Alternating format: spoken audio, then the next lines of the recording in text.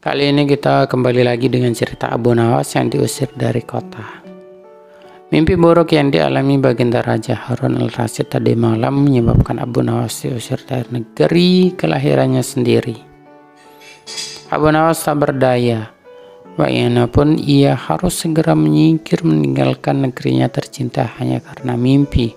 Masih jelas terngiang-ngiang kata-kata Baginda Raja di telinga Abu Nawas.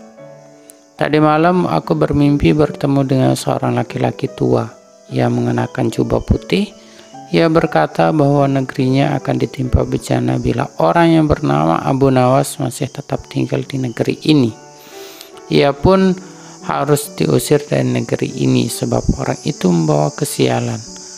Ia boleh kembali ke negerinya dengan syarat tidak boleh dengan berjalan kaki, berlari, merangkat, melompat-lompat, dan menunggang keledai atau binatang tunggangannya yang lain. Dengan bekal yang diperkirakan cukup, Abu Nawas mulai meninggalkan rumah dan istrinya. Istri Abu Nawas hanya bisa mengirimi kepergian suaminya dengan derai air mata. Setelah 2 hari penuh Abu Nawas mengendarai keledainya, bekal yang dibawanya mulai menipis. Abu Nawas tidak terlalu meresapi pengusiran dirinya dengan kesedihan yang terlalu mendalam. Sebaliknya, Abu Nawas merasa bertambah yakin bahwa Tuhan yang Maha Perkasa akan segera menolong keluar dari kesulitan yang sedang melilit pikirannya. Bukankah tiada seorang teman pun yang lebih baik daripada Allah Subhanahu wa Ta'ala dalam saat-saat seperti itu? Setelah beberapa hari Abu Nawas surada di negeri orang. Ia mulai diserang rasa rindu yang menyayat-nyayat hatinya yang paling dalam. Rasa rindu itu makin lama makin menderu-deru seperti dinginnya jam harir. Sulit untuk dibendung. Memang tak ada jalan keluar yang lebih baik daripada berpikir. Tetapi dengan akal apakah ia harus melepaskan diri? Begitu tanya Abu Nawas dalam hati. Apakah aku akan meminta bantuan orang lain dengan cara menggendongku dari negeri ini sampai ke istana Baginda? Tidak akan ada seorang pun yang sanggup melakukannya. Aku harus bisa menolong diriku sendiri tanpa melibatkan orang lain. Pada hari ke-19, Abu Nawas menemukan cara yang tidak termasuk larangan Baginda Raja Harun al-Rasyid.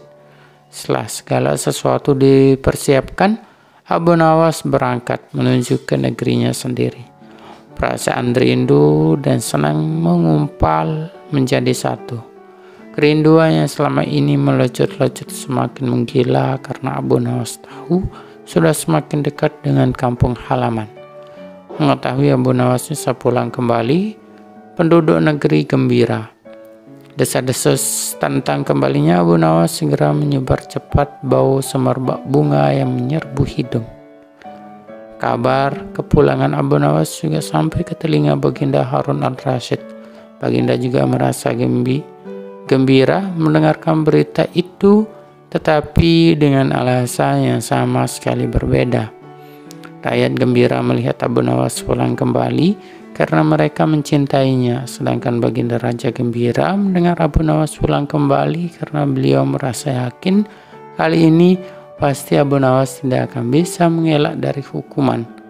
Namun Baginda amat kecewa dan merasa terpukul melihat cara Abu Nawas pulang ke negerinya. Baginda sama sekali tidak pernah membayangkan kalau Abu Nawas ternyata bergelayut di bawah perut keledai, sehingga Abu Nawas terlepas dari sanksi hukuman yang akan dijatuhkan karena memang tidak bisa dikatakan telah melanggar larangan Baginda Raja karena Abu Nawas tidak mengendarai keledai tetapi menggelayut di bawah perut keledai.